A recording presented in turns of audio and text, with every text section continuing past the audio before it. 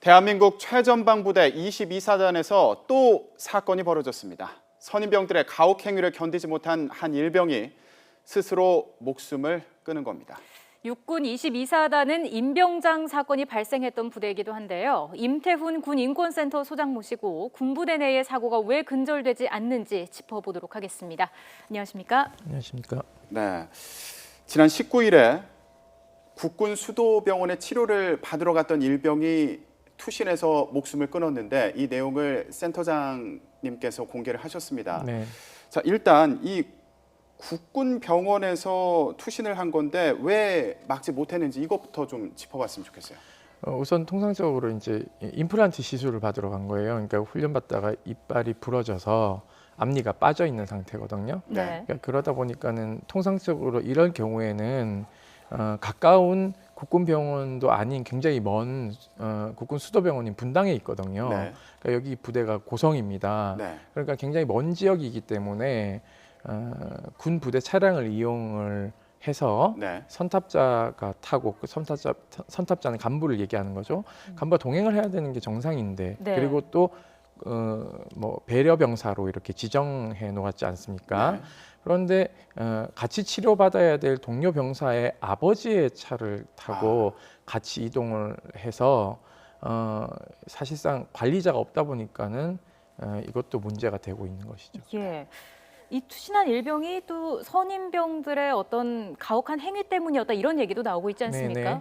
어떤 일들이 있었죠? 가혹행위는 뭐 4월 전입부터 계속 지속됐는데요. 네. 통상적으로 이제 이등병 기간이 굉장히 짧기 때문에 일병부터 시작하면은 뭐 적응할 때까지 한 달간은 네. 노터치 그러니까는 뭐라도 실수해도 봐줘야 되는 네. 점이 있는데 전입 오자마자 이제 이 갈굼과 이 가혹행위는 시작이 된 것이거든요. 네. 그래서 예를 들면 뭐 멱살을 잡고 흔든다든지 예를 들면 얼굴 가까이 이렇게 다가가서 이제 뭐 이렇게 이빨 빠진 걸 가지고 강냉이 하나 뭐 더 빠질래 이런 식으로 네. 위압적으로 한다든지 예. 그리고 폭언 욕설은 뭐 기본적으로 거의 자주 있었고요. 네. 그러다 보니까는 아무래도 이제 위축돼서 본인이 이제 부소대장한테 이 사실을 알렸죠. 네. 그래서 이제 GOP에 투입되는 것을 일단은 배제시키고 그리고 배려병사로 지정을 했는데 그 뒤 아무런 조치가 없었던 거죠. 왜냐하면 네. 육군 규정에 따르면 이런 신고를 하게 되면 신고 당사자가 피해자가 아니더라도 보호하고 가해자를 분리시켜야 된다는 게 규정상 있습니다. 네. 그리고 지휘관에게 필요하다면 모든 조치를 강구해야 된다라고 폭넓게 권한을 위임하고 있습니다. 이 얘기는 무엇이냐면 현장에서 조치 취할 수 있는 것들을 최선을 다해서 피해자 보호에 만전을 기하라고 이 육군 규정을 저희가 바꿔놓은 겁니다. 네. 그럼에도 불구하고 그런 것들이 뭐 사단장에까지 보고가 안 되고 그것이 관리 소홀에 의해서 이 같은 참변이 일어난 것이죠. 네. 저희가 앞서서 그 투신한 일병의 수첩에 적힌 내용을 조금 보여드렸는데 내용을 다시 한번 보면 아까 이가 하나 빠져 있었다고 말씀을 해주셨는데 그런 모습을 보면서 이가 하나 더 뽑히면 부모님이 얼마나 슬퍼하겠냐 이렇게 놀리기도 했다고 하고요. 또 목을 만지고 얼굴을 밀착해서 쳐다보면서 희롱하기도 했다. 이런 내용이 그 일병의 수첩에 적혀 있었다는 건데 네. 네네. 자, 이 일부 내용은 뭐 그 부모님들께서 부대에 가서 봤을 수도 있을 것 같은데 네네. 실질적으로 그 수첩이라든가 유서라든가 이런 것들을 군으로부터 받지 못하고 있다고요. 네, 그렇습니다. 이게 변사 사건 수사가 진행되고 있기 때문에 이것은 수사 기록에 포함됩니다. 형사소송법상 수사 기록은 수사가 종결된 이후에 소유자에게 반환하도록 되어 있습니다. 네. 이제 뭐 압수했을 경우에 그렇게 하는데요. 이거는 뭐 압수 물품이 아니기 때문에 일정 정도 이 소유권은 유족에게 있는 것입니다. 네. 그렇다면은 원본은 돌려주지 못하. 나중에 수사가 끝난 다음에 돌려주더라도 이것은 이제 복사를 해서 가족들에게 다 보여주고 네. 전체적인 흐름을 파악해서 헌병의 수사를 신뢰하게끔 이렇게 유도하는 게 수사 국가에서 위임받은 공권력을 행사하는 법집행 공무원으로서의 사명입니다. 네. 그럼에도 불구하고 유가족에게 그냥 이게 몇 페이지만 딱 보여주고 좀 사진 찍으려고 하니까 사진 못 찍게 하고 이거 달라고 하니까 주지도 않고 가져가 버리는 형태의 유족들은 더 분노하고 있는 것이죠. 네. 자, 그리고 관심을 끌고 있는 게 바로 22사단이라는 그 자체가 아닐까 싶은데 제가 앞서도 말씀을 드렸지만 2014년도에 임병장 총기 난사 사건도 있지 않았습니까? 예, 그렇습니다. 왜 22사단에서 이렇게 유난히 사건이 많이 일어나는 걸까요? 22사단은 동해안 지역과 이제 고성에 있는 그 육지 지역을 기역자로 방어를 합니다. 통상적으로는 이제 전면만 방어하도록 되어 있는데요. 17사단도 마찬가지로 반대로 이렇게 해안 지역을 경계하고 있죠. 네. 그러다 보니까는 소초 간격은 다른 사단과 동일한데 네. 소초가 더 많은 것이죠. 해안 경계까지 해야 되니까요. 그러다 보니까는 사단 병력 수는 동일한데 네. 그렇게 되면 업무 가중이 높아지게 될 수밖에 없죠. 그래서 저희가 임병장 사건 터졌을 때도 계속적으로 강조한 것이 무엇이냐면 후방의 사단을 몇 개 정도 더 보강해서 22사단은 병력을 보강해줘야 된다는 얘기를 했음에도 불구하고 그게 잘 이루어지지 않은 것이고요. 네. 또 하나는 부대가 총기 난사 사건도 있었고 그 전에는 또 총기 난사하고 상병 한 명이 월북한 사건도 80년도에 있었습니다. 네. 이런 것들에 대한 교훈을 삼아서 어떻게 보면 22사에 배치되는 사단장이나 이 지휘관들은 조금 더 긴장 상태에 놓여 있어야 되는 것이고 네. 세밀하게 병영에서의 생활이 어떤지를 점검해야 될 의무가 더 있다고 보여집니다. 네. 왜냐하면 각오를 하거든요. 22사 발령받으면 사단장들이 다 싫어해요.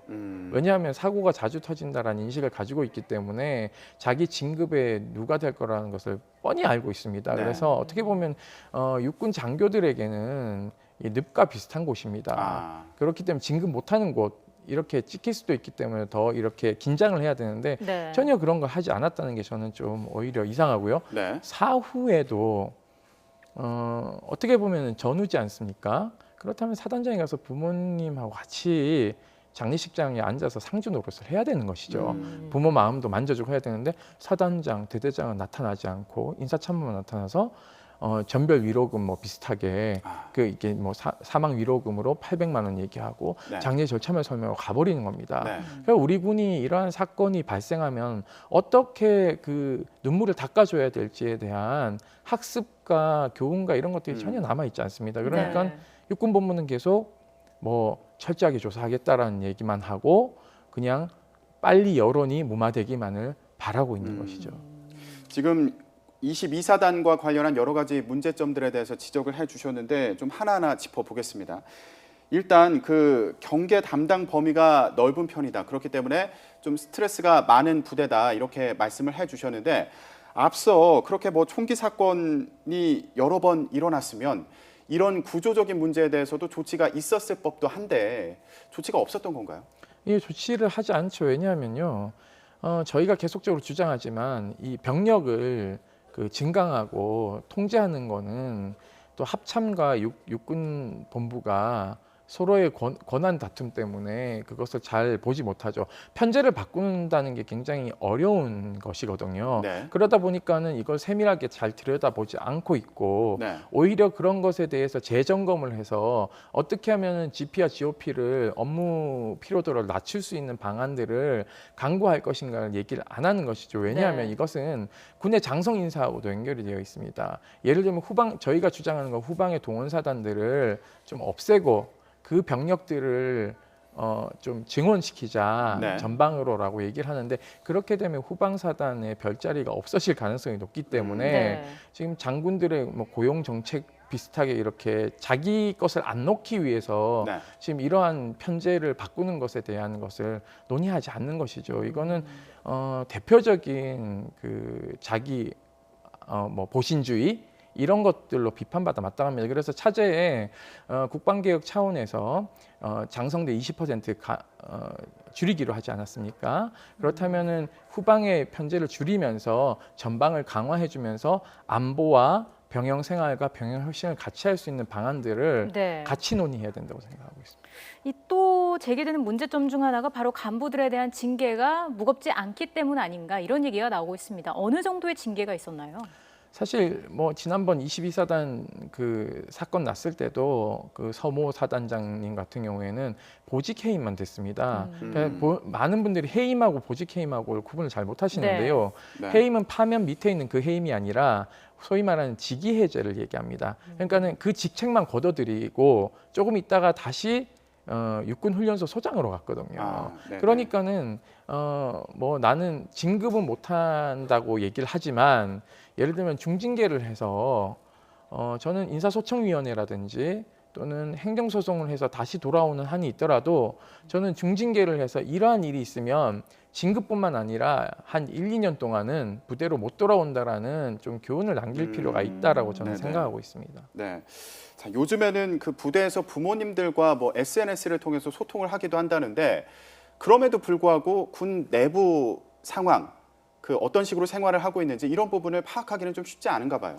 예, 그렇죠. 왜냐하면은 그 SNS도 통제를 많이 하고 있고 그것을 인사처에서 다 들여다 볼 수 있거든요. 네. 그러니까는 소개말을 잘 안 하려고 하죠. 그리고 부대 안에서 있었던 일은 바깥에 얘기하면 안 된다라는 교육을 굉장히 강화합니다. 네. 그러니까는 모든 게 군사 보안이라고 이제 설정을 해놓으니까 네. 본인이 무슨 얘기를 뭘 해야 될지 모르는 거예요. 네. 그러니까 본인이 그러한 그 병역 악습의 피해자임에도 불구하고 부모에게 얘기하는 것 자체가 보안을 위반한다라고 생각하고 있기 때문에 이런 군의 기밀주의부터 저는 없애야 된다고 생각하고 있고요. 네. 저희가 이제 병역문화혁신위원회 저도 참가했지만은 휴대전화를 일과 시간에는 그 2G폰 정도는 사용할 수 있게끔 하자라고 네. 얘기했지만은 그게 이제 병영 생활관 한 대 이제 수신 전용폰은 있어요. 근데 그런 얘기도 잘 못하죠. 그래서 뭐 병영 생활 상담관도 외부 계약직으로 들어갔는데 이 같은 경우에는 상담조차 하지 않았잖아요. 네. 그러니까 이게 다 무용지물이라는 네. 주장들이 있는 것이죠. 네. 자, 정부에서는 국방 개혁을 하겠다 이런 입장인데 앞으로 이런 문제에 대해서도 자세히 들여다보기를 기대하겠습니다. 네, 오늘 말씀 고맙습니다. 고맙습니다. 감사합니다.